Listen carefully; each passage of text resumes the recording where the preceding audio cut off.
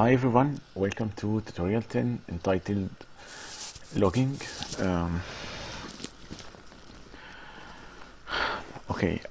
So we are gonna review lecture 10 today, and we are gonna solve a lot of problems about different logging techniques. We have 3 logging techniques: undo logging, redo logging, undo redo logging. Okay, so let me get my set of tools. I will not need a calculator. I will need a text editor and definitely Scratchpad, my paint, okay, brush. So we are ready. Okay, so during the previous tutorials we learned how to create an index, different types of indices, and we learned about the first component in the database management system architecture, which is the query processor, and how it computes the best physical plan and the best logical plan, and how it prepares the query or the input SQL statement to be executed by the database engine. Now, the actions of the physical plan have to be encapsulated in a capsule. Okay, screenshot.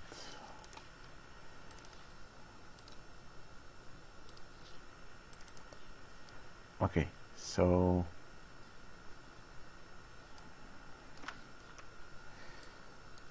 the user enters an SQL statement, the query processor processes this SQL statement and convert it to logical plan, then to physical plan, then to set of actions to be done. Okay, set of actions. This set of actions has to be encapsulated in a capsule called transaction.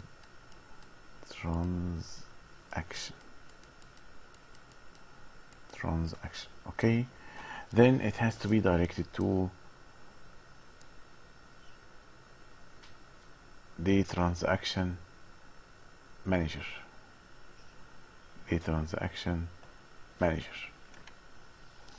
Okay, so the transaction manager is responsible for executing a set of transactions, okay, concurrently, and each transaction has to read and write data from and into the hard disk.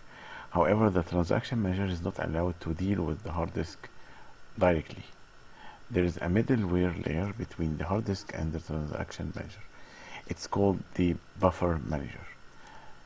When the transaction is gonna read value from the hard disk, the buffer manager brings this value to the transaction manager. And in the second case, if the transaction manager wanna update something on the hard disk inside database, the buffer manager takes the new value and it writes it down into the hard disk. Okay, so as we have just said, the transaction manager executes more than transaction at the same time. So for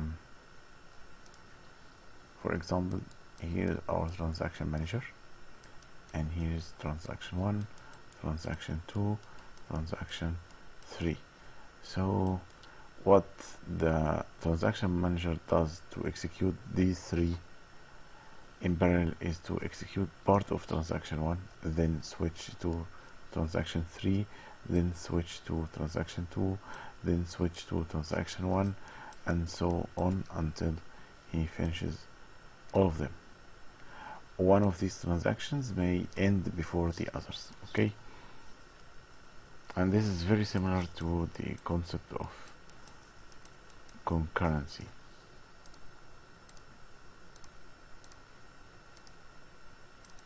So back again to the architecture of the database engine. Okay, so the transaction manager, as we have just said, it it's responsible for executing different transactions at a time, and the buffer manager is responsible for organizing the access, okay, to the hard disks, okay, to allow the database to be consistent after these transactions are finished. So what happens if the electrical current goes out suddenly? The logging manager and the recovery manager will handle this situation to ensure that the database is consistent and the data is correct all time. So the log manager record everything that happens in the database, which transaction started, what are the actions to be done by the transaction, when the transaction ended. Okay, it stores all of this stuff in a log file, and when something bad happens, the recovery manager opens this log file and start recover the aborted transactions, the uncompleted queries, to ensure the consistency of these database. So today we will learn about and practice 3 different logging techniques, 3 different ways to fill and write this log file and record everything in this log file, and 3 different ways to recover the log file.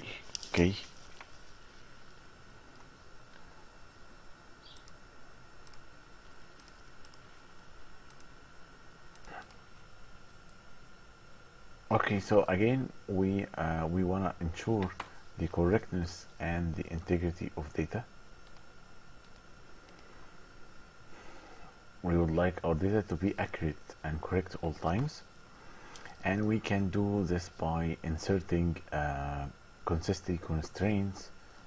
For example, we can specify the domain, we can set certain rules that we must follow, because the SQL engine doesn't understand anything about your business logic. So if you are creating a database for a hospital, the SQL engine doesn't understand anything about this business. So you have to tell him about your constraints that ensure the consistency and the integrity of your database. A consistent state that satisfies all the constraints, and a consistent database is a database with tables that are in consistent state all the time. A transaction, okay, here is a very funny thing that helps you understand the concept of transaction. As we have just said a few moments ago, the set of actions for a given query are encapsulated in a capsule called a transaction that to be executed by the transaction manager. So you can think of the word transaction as it's composed of 2 parts: trans plus actions. Okay, trans for translate, transfer, transform, actions. Okay, because the transaction transform the database from a consistent state, old consistent state, to a new consistent state. So you can think of it as a transfer action, translate action, transform action. The word transactions, because it transfers the database from old consistent state to a new consistent state. So we assume that each transaction works in isolation, and it should leave the database in a consistent state. what happened when the transaction stopped running suddenly? We we we we have a set of events that may happen, and we can't stop them. However, we need to handle them correctly. Okay, so for example, a bug may happen. Database management system can have a bug. A hardware failure event may happen. Disk sector failure or motherboard. Logical errors or logical bugs, okay, may happen also. So the desired events is what's intended and coded in the SQL query, okay, and the set of undesired expected events that may happen are just like memory damage, the CPU fan stop working, the electrical current goes off. So what do we have to do to handle these situations? We have to add low-level checking system, and we have to replicate data many times and compress it so we can recover any missing part of our data, and so on.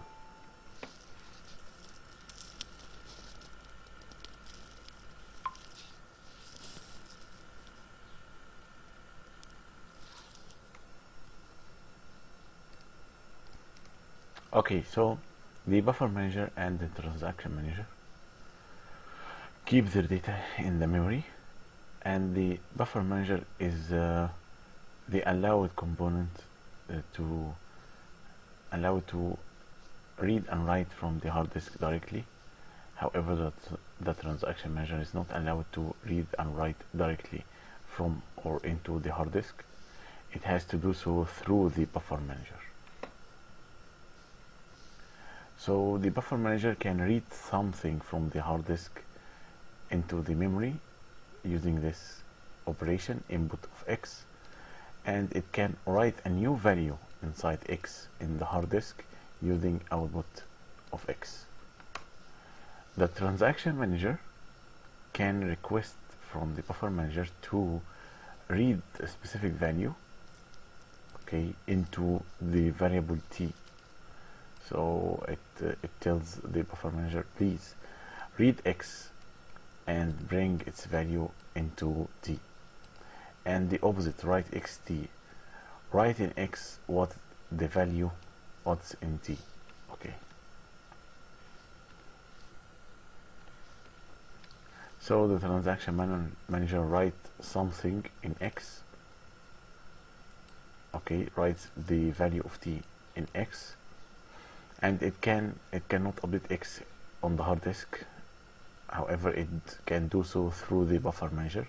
So the buffer manager sends output of X to update X on the hard disk, and the opposite, transaction T wanna read X into T, so the buffer manager brings X from the hard disk.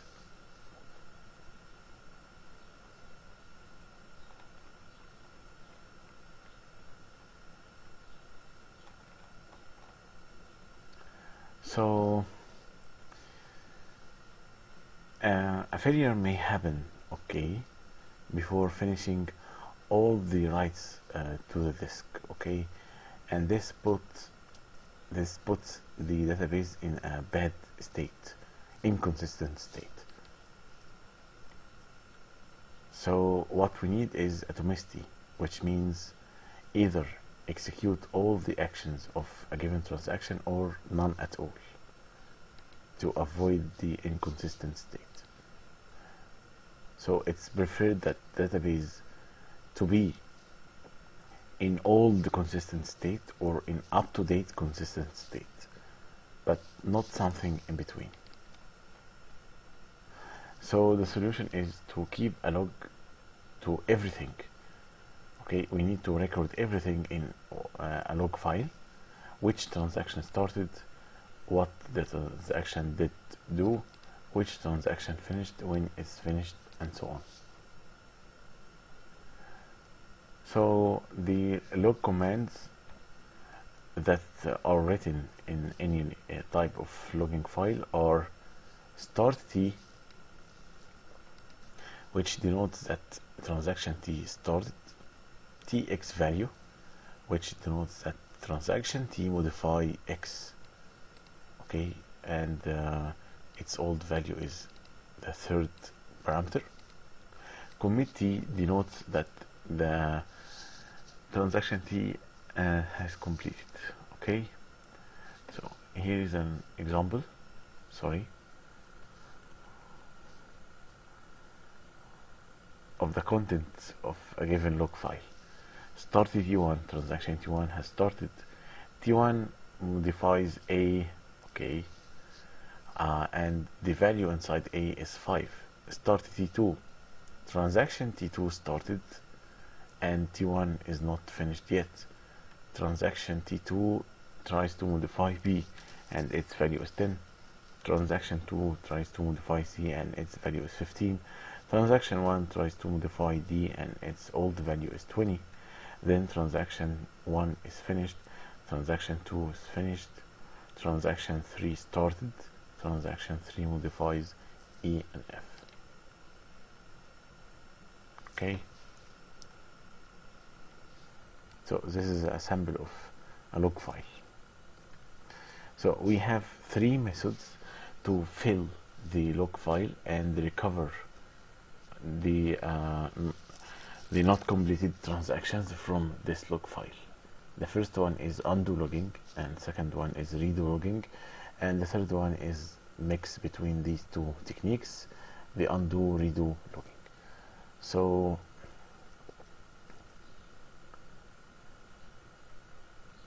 let's see the rules of the undo logging. Okay, before the transaction writes the new values on the disk, the log record that to be written in the log file must be written first on the disk.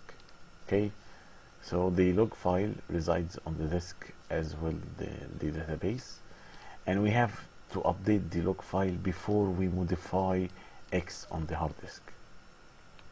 A second rule for the undo logging is we write commit in the log file after the transaction finishes all the write requests to the disk. So we write commit in the log file after the transaction is finished with everything, after it updates everything. So here's an example.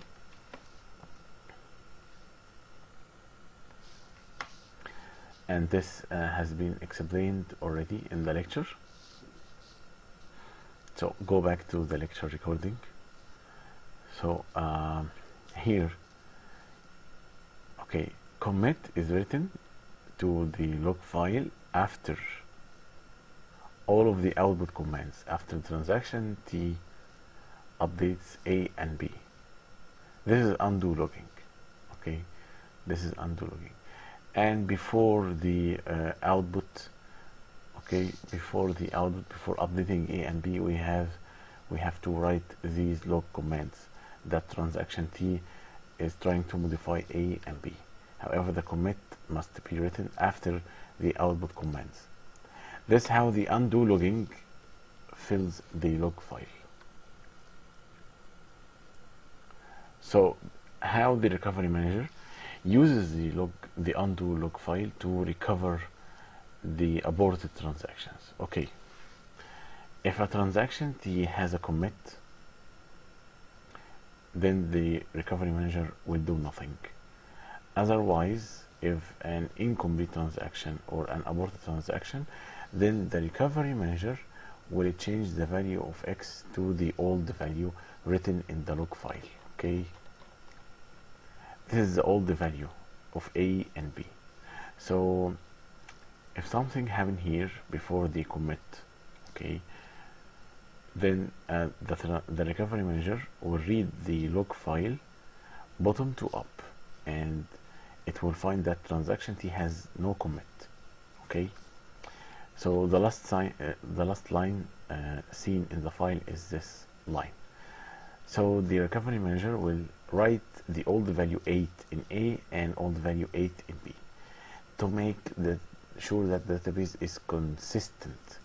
In an old state, however, it's consistent, okay, and correct. So the recovery manager scans the file bottom to up. And to save some time, we can insert a set of checkpoints, so we can skip parts of the log file. We can skip scanning parts of the log file to save times.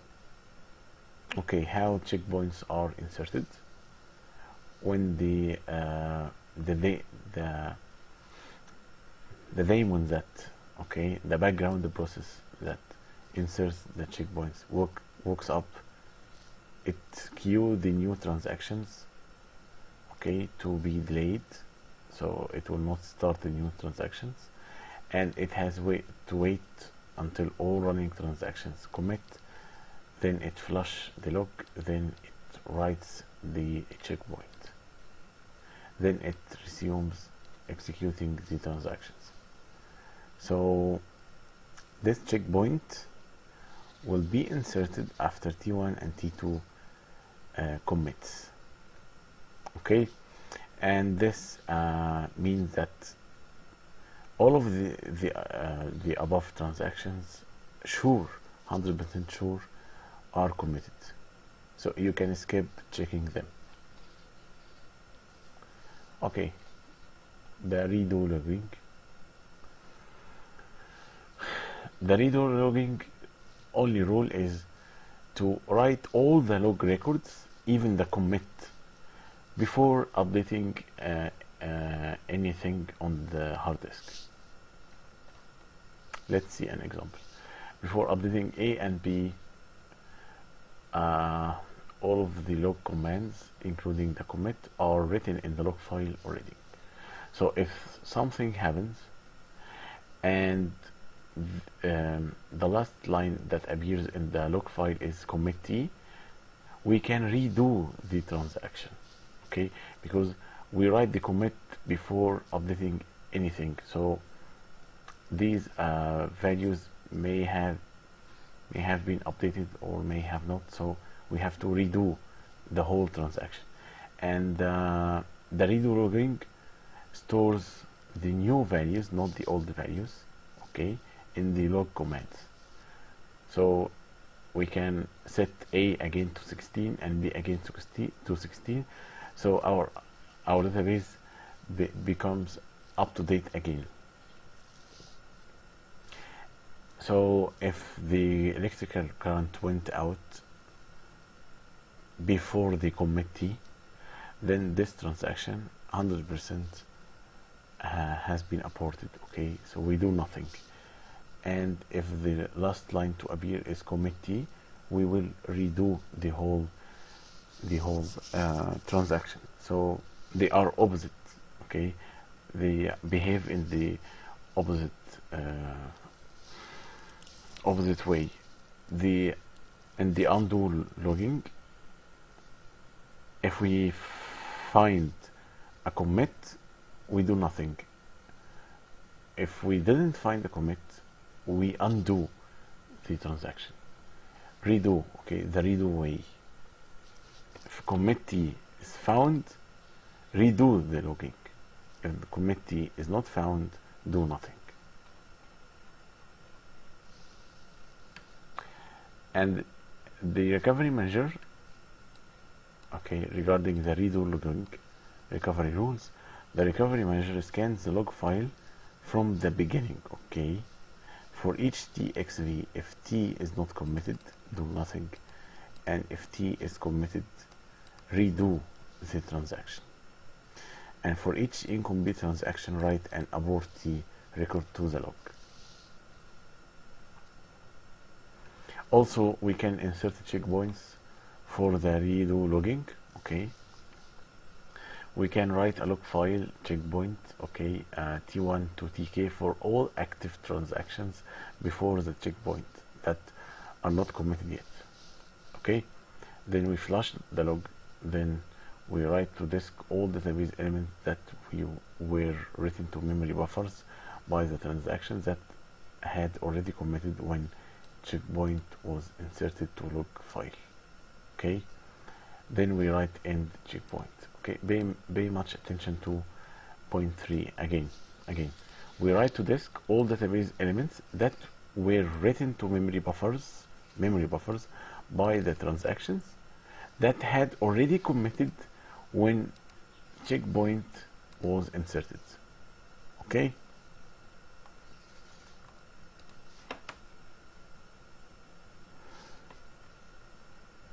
so when the daemon, okay, tries to insert this checkpoint, okay, it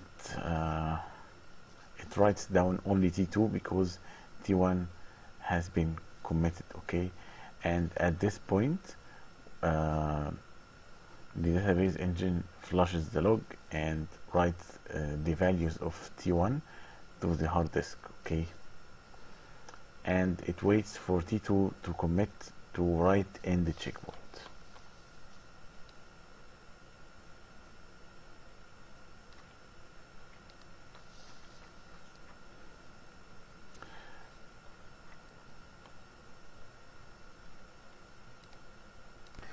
So the last logging techniques is a mix between undo and redo, and we call it undo redo logging. Okay, and here's the structure of the logging command. It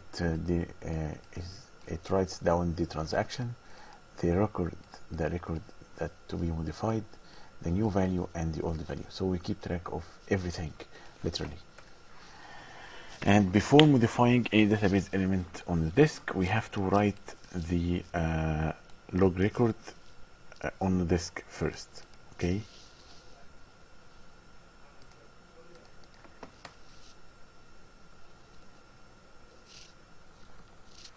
This is an example of the undo redo logging. Okay, the strategy of the undo redo logging is pretty simple.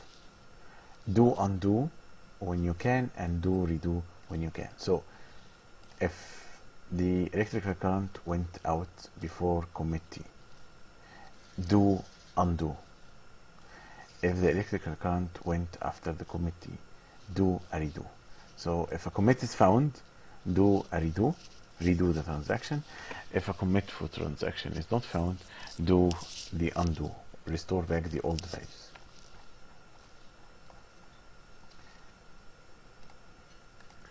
In the undo redo logging, the recovery manager processes the files from both directions. So it does a backward pass and forward pass. The backward pass starts from the end of the log file to the latest valid checkpoint start, and it constructs a set of committed transactions. Also, the backward pass follow undo chains for transactions in the checkpoint active list minus the set format before. Forward pass, okay, it will do redo actions for S transactions. It will start from the latest checkpoint start to the end of the log file. We are finished with reviewing the lecture. Let's practice each one of these logging techniques.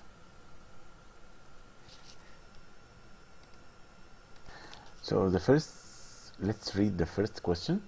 For each of the sequence of log records 1 and 2 representing the actions of one transaction T, tell all sequence of events that are legal according to the rules of undo logging. The events of interest are writing the blocks containing database elements to disk, writing the blocks containing the update and commit records of the log. You may assume that log records are written to disk in order shown. It's not possible to write one log record to disk while a previous record is not written to disk. So, considering these and these. Okay, for each of the sequence of log record represent the action of one transaction T, tell all sequence of events that are legal according to the rules of undo logging. Okay, undo logging. So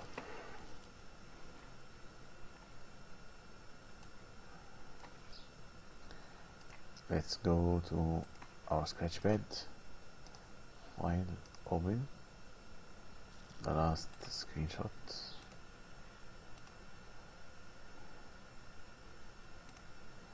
Okay, again open, discard.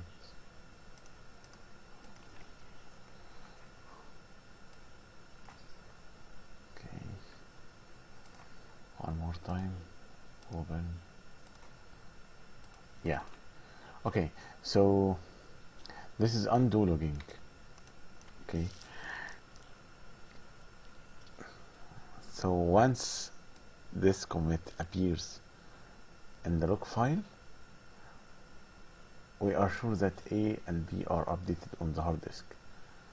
So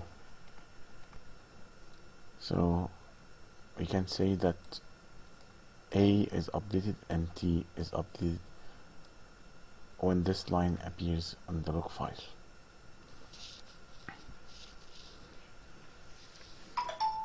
Okay. Okay.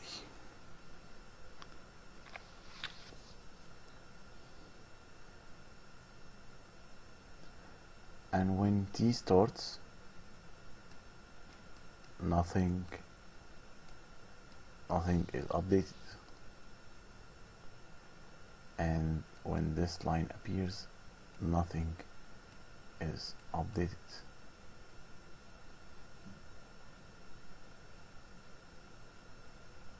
And when this line appears, okay, A, okay, may has been updated, and before the commit, A and B must be updated, and when the commit is written to the log file, A and B has been updated already, so nothing is updated again. And the same goes for the second set of log records. Let's do them.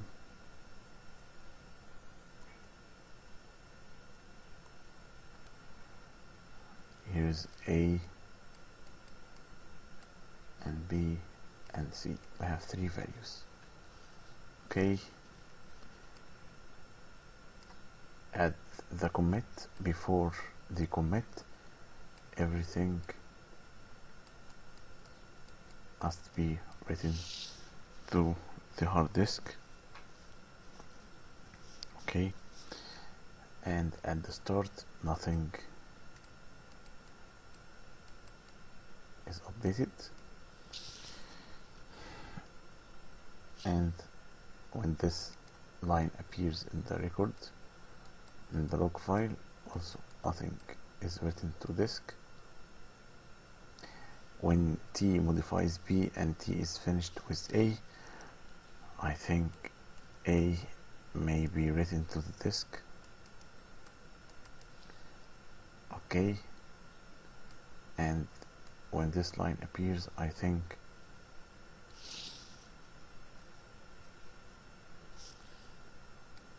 A and B are written to the disk.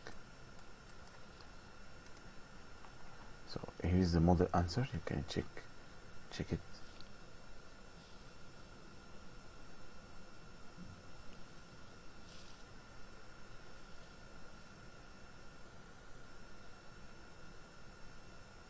Okay, question 2.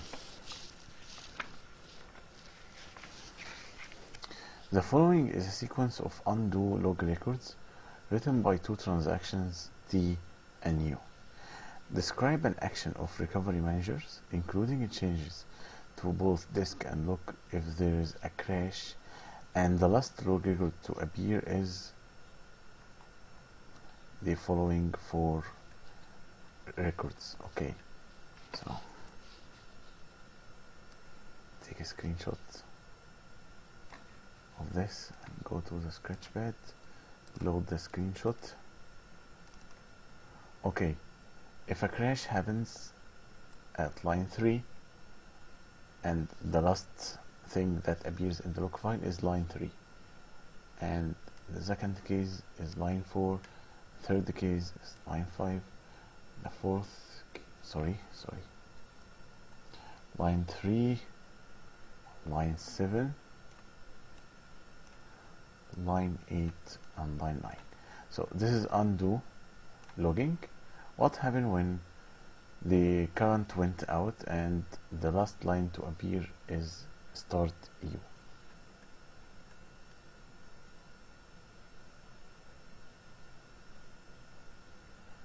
So T started and T has no commit, and U has just started. Okay, so we are concerned with T because T started already and it tried to modify A. However, it is incomplete. So this is undo log. So we have to undo T. So we have to write A equal 10 on the hard disk. This is the old value.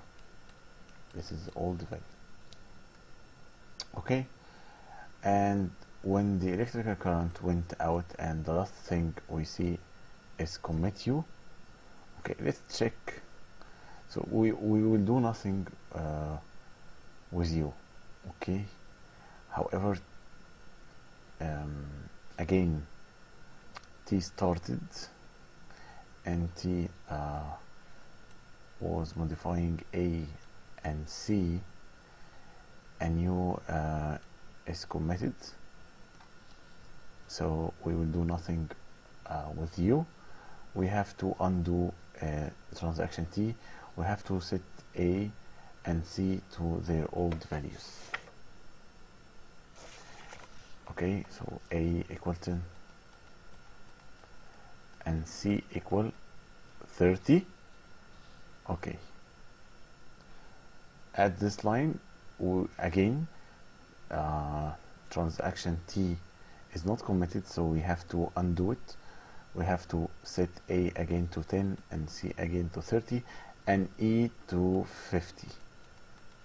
These are the old values. Okay, and when it happens, the crash happens. Okay, and the last thing appear in the record in the log file is line 9. We will do nothing because both transactions T and U has committed. Okay,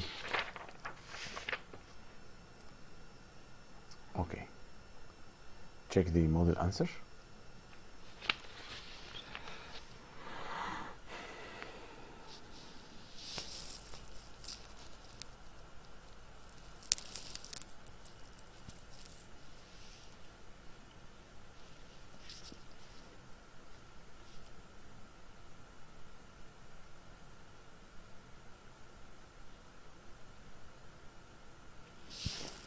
Okay, question number 3. For each of the situations described in the previous question, question number 2, which values written by T and U must appear on disk and which values might appear on disk? So let's get back here. Okay, so when the crash happens and the last line appears in the file is start U, I think A might appear on disk. So here A might appear on disk, and when the last thing that appears in the file is line number 7, I think A and C might appear on disk. Okay, and since this is commit U, B and D must appear on disk. Okay, when this line happens, A and C and E might appear on disk. Again, B and D, because transaction U is finished, okay, must appear on disk, and at line 4 all of them must appear on the disk. So check the model answer.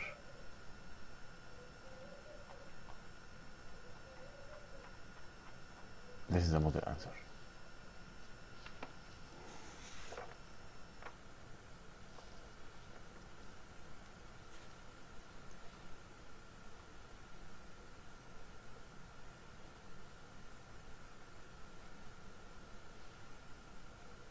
Okay, question number 4. Consider the following sequence of log records. Suppose we add checkpoints to the log file. Where exactly will they be allocated? Okay. So let's look at how many commits do we have. We have transaction S, commit S, and U and V, commit U, commit V, commit T. Okay. So if the daemon that inserted checkpoints walks up here somewhere, okay, so it will find that transaction S, okay,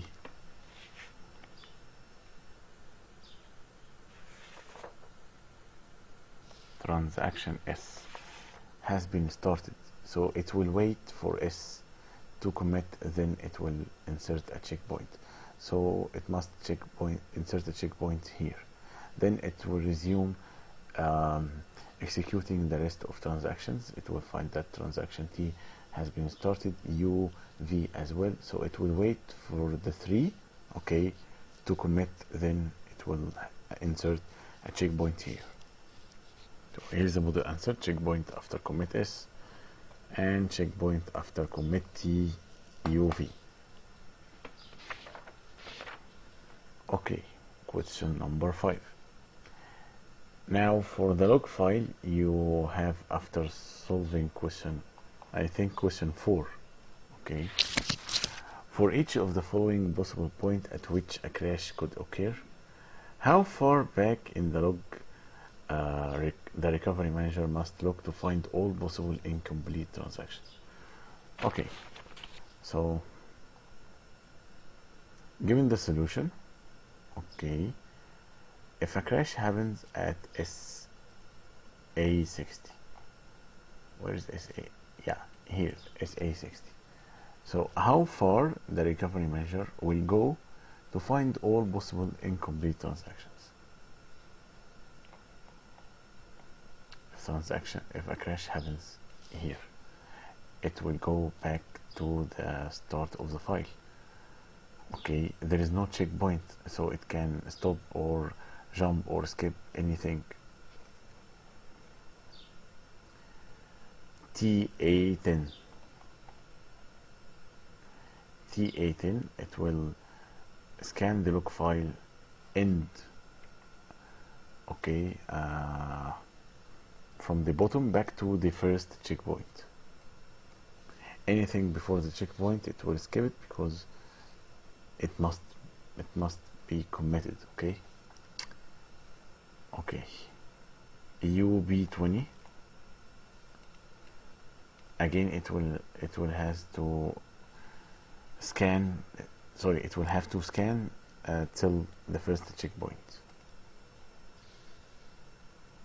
TE50 and VB80, TE50 and VB80, again it will have to scan until the first checkpoint.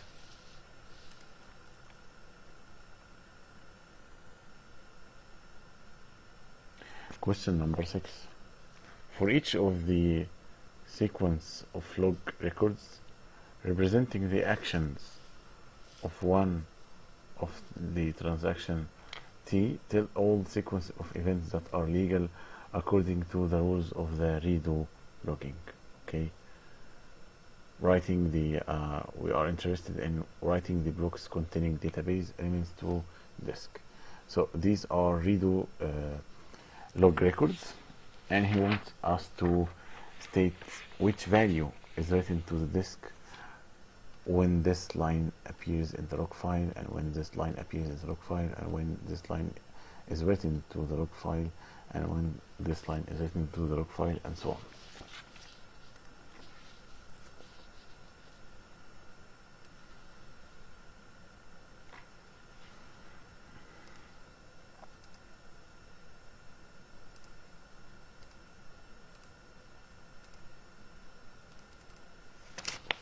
So here, let's consider the first one. We have A and B, A and B, okay. When this line appears, start T, nothing is written to the hard disk, okay. And again, when this line appears, this is a redo logging, okay. So we write everything that is related to the current transaction before we write anything to the hard disk. So I think all of them will be FF, even the commit. However, after the commit, A and B will be written to the hard disk, and the same goes for these lines. All of them will be FF, all of them. And after the commit, the line after the commit will be true. Question number 7. The following is a sequence of redo log records.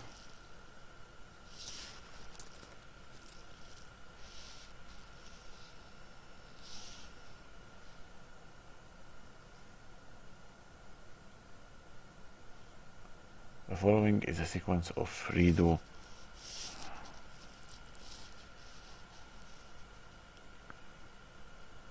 log records, okay. So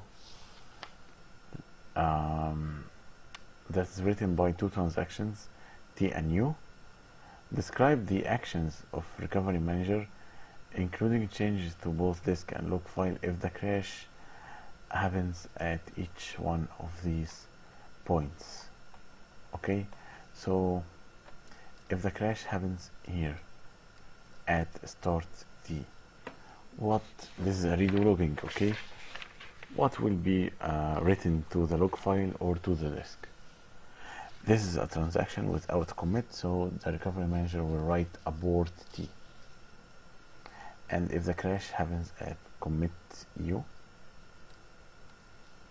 okay, I think it will redo U because there is a commit, and it will write abort T again because there is no commit for T. And if the crash happens at T, E, and 50, the same answer is correct. Commit U, so it will redo U. There is no commit for T, so we will have to abort T, to write abort T in the log file, of course. The last one, commit T, it will redo T and U.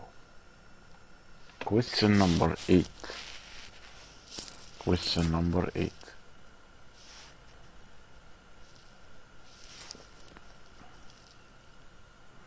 For each of the situations described in question 7, which values written by T and U must appear on disk, and which values might appear on disk, okay.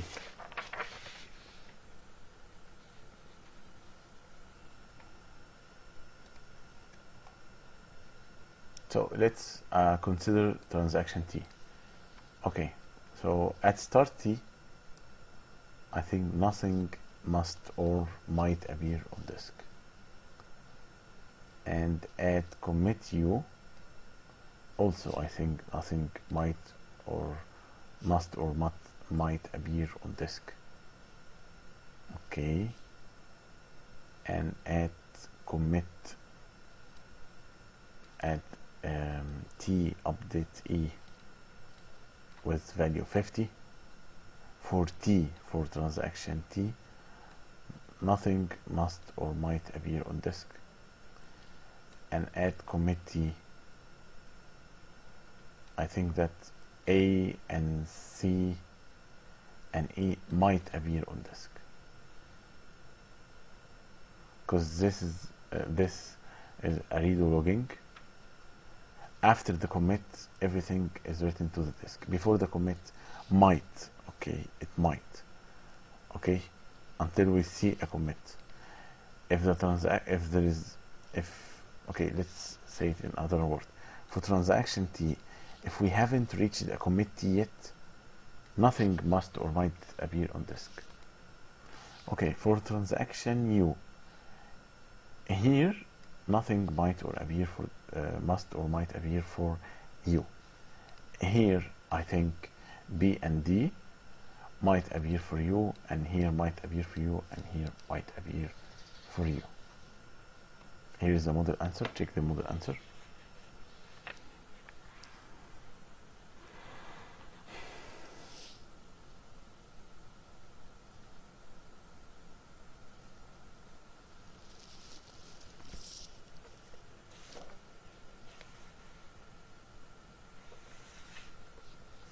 Okay. Back again, question number 9. For the following sequence of log records, begin a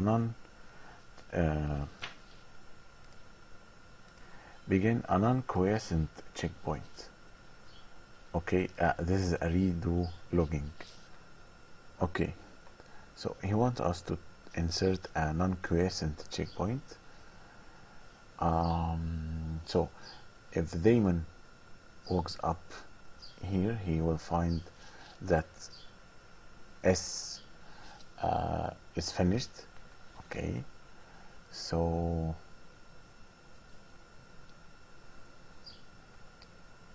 if it want to insert a checkpoint, it will be inserted after commit S for sure. Okay, however, it will find that T has been started and U has been started, so to insert a checkpoint, it will be inserted here. Okay, and we will write start checkpoint T and U because they are the transactions that are active and they are not finished yet. Okay, and we have to wait for commit T and U to insert the end of the checkpoint. I think it will be here. Sorry, here after commit U and T. So here is the model answer. S is already finished. T and U started, so we will write start checkpoint T and U, and we will wait for commit T and U to insert an end checkpoint.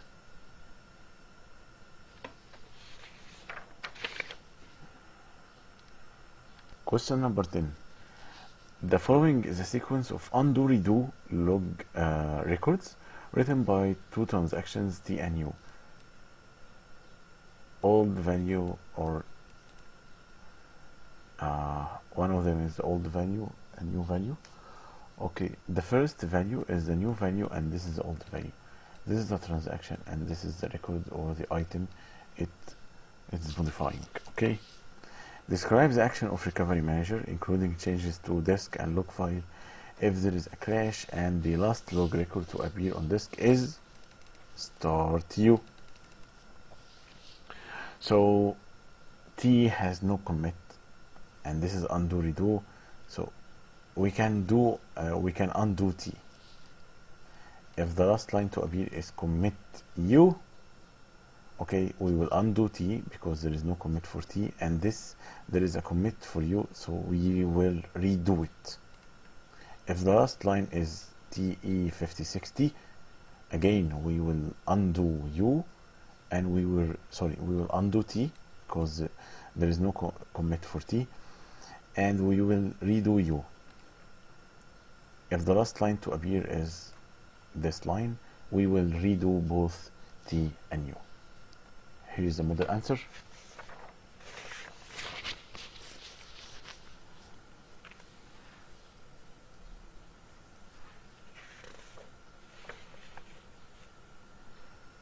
Okay, so the last question in this tutorial.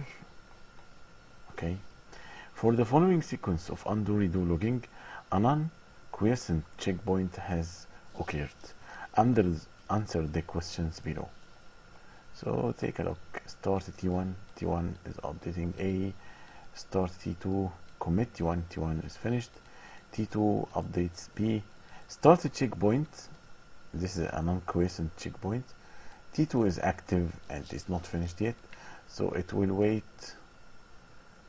It will wait for commit T2, okay, to insert and end the checkpoint. Describe the actions done during the checkpoint process. During the checkpoint process. Okay. We have to write A and B, okay, to the memory.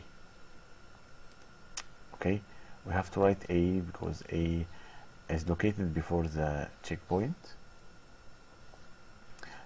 and T1 is committed, so A has to be flushed to the hard disk, and B has to be flushed to the hard disk also because it appears before the start checkpoint.